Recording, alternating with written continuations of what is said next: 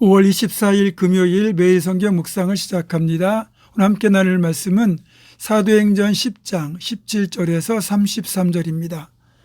사도행전 10장 17절에서 33절 말씀을 제가 봉독합니다.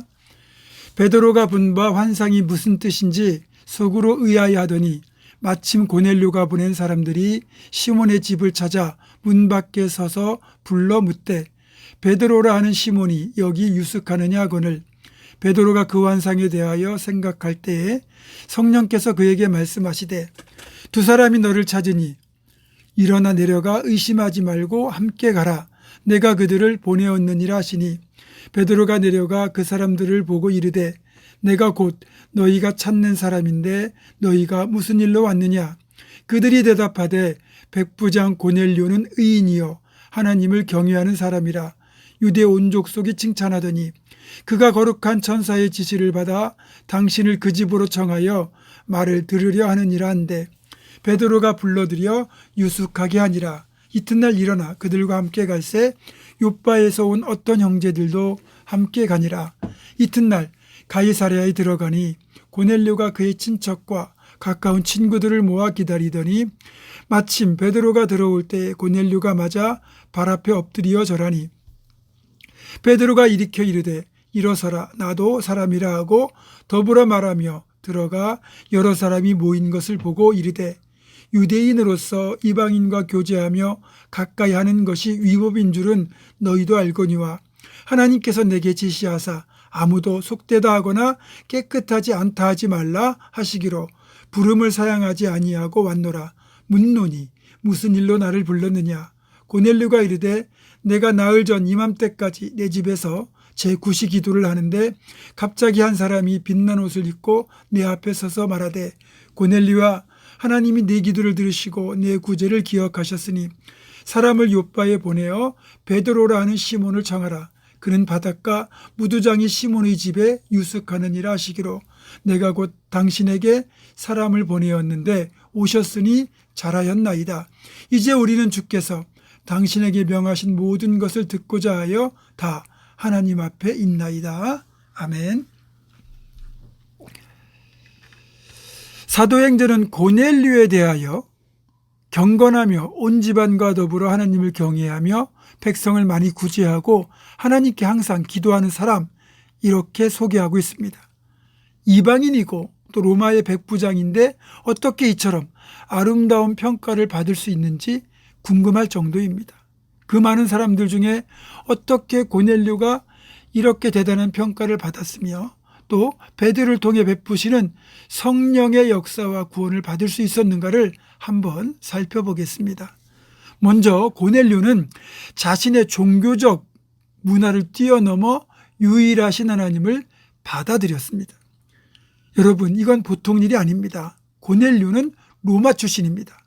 그가 로마 출신이란 말은 그가 로마의 다신교 문화의 토양에서 자랐고 그의 종교적 가치관이 형성되었다는 뜻입니다.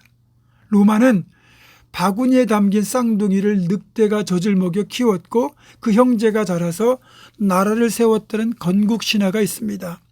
신화에서 드러나는 것처럼 로마는 그리스의 문화와 신화를 물려받은 나라로서 제우스 즉 주피터를 최고신으로 하여 수많은 신들이 올림푸스 산에서 신들의 나라를 이루고 살며 인간 세계를 간섭하며 살아간다는 다신교적인 신앙을 가진 나라입니다.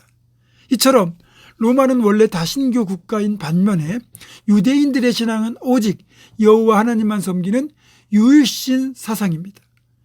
복음을 전하기가 가장 힘든 나라가 바로 다신교 신앙을 가진 국가라고 그래요. 예를 들면 일본이나 인도 같은 나라들은 예수를 전하면 의외로 잘 받아들인답니다.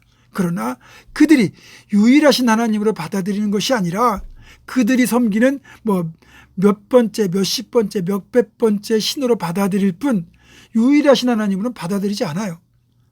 이런 다신교 토양에 자란 고넬료가 유대인들이 섬기는 유일하신 여호와 하나님만을 섬기게 되었다는 건 결코 쉬운 일이 아닙니다. 달리 보면 고넬료는 참된 종교, 참된 신을 분별할 수 있는 복된 눈이 있었다는 거예요. 뒤집어 말하자면 이런 종교적 토양에서 출생하여 성장한 고넬료 같은 사람이 오직 한 분이신 하나님을 믿는다는 것은 결코 쉬운 일이 아닌 거죠. 고넬료는 가짜 신화와 진짜 창조주를 분별할 수 있었던 것이고, 그래서 참 진리와 생명 되시는 하나님을 유일하신 하나님으로 섬기게 된 것입니다. 또 아울러 고넬료는 그 당시 세계를 지배하던 신관, 강한 신을 섬기는 민족이 전쟁에서 이긴다는 것, 달리 말하면 강한 나라가 섬기는 신이 강한 신이라는 신관마저 극복했다는 거예요. 고넬료의 위대함은 자신이 정복자의 나라에서 온 사람임에도 불구하고 피정복지의 거민들이 믿는 신을 자신의 신으로 선택할 수 있는 분별력에 있습니다. 이어서 고넬료의 위대함은 베드로를 영적 스승으로 청한 일에서도 확인할 수 있습니다. 로마의 백부장은 식민지에서 로마 황제의 권위를 가지고 치안을 책임지고 있었기 때문에 백부장은 최상류 권력층이었습니다. 그런 사람이 베드로처럼 아무런 권력이 없는 사람을 영적 지도자로 받아들인다는 것이 어디 쉬운 일이겠습니까? 그러나 고넬료는 자신의 권력과 지위를 내려놓고 베드로를 영적 스승으로 인정하고 그 앞에 무릎을 꿇었습니다. 그는 베드로에게 절을 할 정도로 겸손한 사람이었습니다. 제가 목회자가 되고 나서 보니까 목회자를 존중해주고 섬겨주는 분들을 보면 저도 그분들을 존중하고 섬기게 됩니다. 세상 지식과 연륜, 지위까지 모든 것이 나보다 더 위이고 나음에도 불구하고 목회자를 영적 스승으로 인정하는 분이 하나님 보시기에 선한 분인 걸 저도 알기 때문입니다. 마지막으로 고넬료는 자신의 믿음을 삶으로 증거했다는 겁니다. 고넬료의 삶을 보면 그는 기도와 구제에 힘쓰는 사람이었어요. 또 자선을 베푸는 정도가 아니라 자신의 것을 기꺼이 나누는 사람이었습니다. 식민지의 사람들을 군림하듯 돌보는 것이 아니라 같은 눈높이로 그들을 바라보고 사랑하며 나누는 겸손의 모습으로 구제까지 했다는 겁니다. 뿐만 아니라 그런 그의 삶이 그를 따라서 온 집안이 예수를 영접하도록 만들었습니다.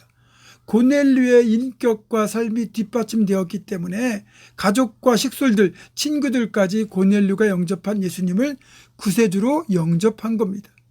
이런 고넬료를 통하여 궁극적으로는 이방인들을 향한 복음의 문이 열리는 계기가 됩니다.